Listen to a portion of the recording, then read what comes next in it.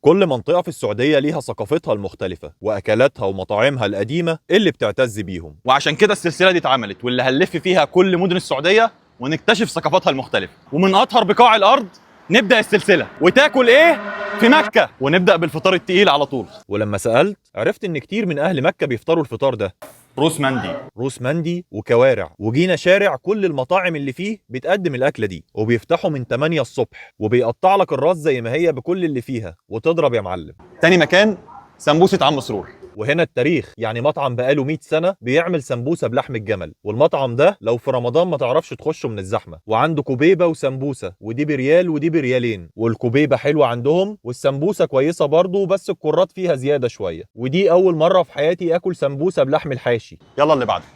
وما ينفعش نيجي مكه وما ناكلش كباب ميرو. وده بقى من أقدم الأكلات الحجازية في مكة، كباب بيتعمل من لحم الجمل ويتقلي في الزيت، وأكلناه في واحد من أقدم المطاعم الموجودة. طعمه بالنسبة لي كان زي الفلافل بس كان مميز جدا. وطلبنا جنبه حاجة اسمها سلطة بيض. ونختمها باشهر ايس كريم في مكه، العاصمه.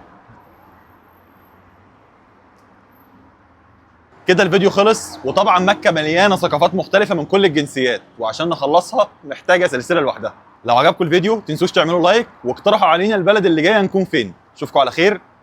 سلام.